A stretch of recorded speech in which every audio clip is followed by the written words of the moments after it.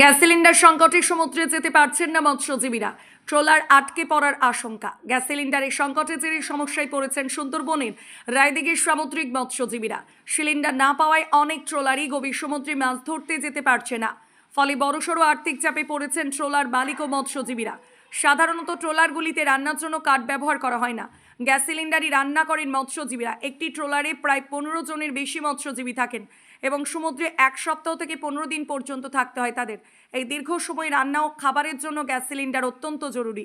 Cylinder না মেলায় অনেক জায়গায় মৎস্যজীবীদের বসিয়ে বসিয়ে খাওয়াতে হচ্ছে এবং প্রতিদিন 700 থেকে 800 টাকা করে মজুরি দিতে হচ্ছে বলে জানিয়েছেন ট্রলার মালিকরা। এ বিষয়ে মৎস্যজীবী বাপ্পা সর্দার জানান, তারা বিভিন্ন জায়গায় গ্যাস সিলিন্ডারের খোঁজ করছেন, কিন্তু কোথাও সিলিন্ডার মিলছে না। এদিকে ব্যানার পিরিয়ড শুরু হওয়ার আগে এখন 2টি ট্রিপের মাছ ধরা বাকি রয়েছে, অর্থাৎ প্রায় 1 মাস মাছ ধরা চলবে। এই পরিস্থিতিতে সমুদ্রে যাওয়ার প্রস্তুতির মাঝেই নতুন এই সিলিন্ডার সংকট মৎস্যজীবীদের কপালে চিন্তার ভাঁজ ফেলেছে।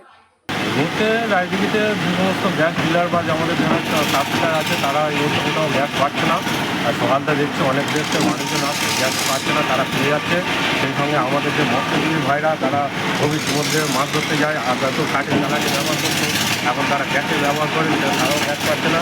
বর্তমানে সেই সমস্ত ট্রলার ট্রলিগুলো বন্ধর মুখে, যারা আর 1-1.5 মাস আমাদের ব্যবসা চলবে, তাও সেগুলো বন্ধের মুখে এই গ্যাসের জন্য মানুষের সর্বোপরি একটা খুব খারাপ জায়গা চলে এসেছে।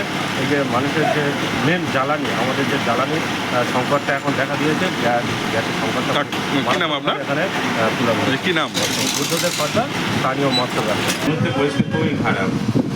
গ্যাস তো এমনি পাওয়াই যাচ্ছে, আমাদের এখন ট্রলি চলে গ্যাসের দিয়ে রান্না হয়, কিন্তু গ্যাসের এত ক্রাইসিস যার জন্য আমরা কীভাবে এখনও 2টো ফিশিং বাকি আছে, 1 মাস বাকি, 2টো ফিশিং হবে, কিন্তু কীভাবে চালাবো আমরা বুঝতে পারছি না।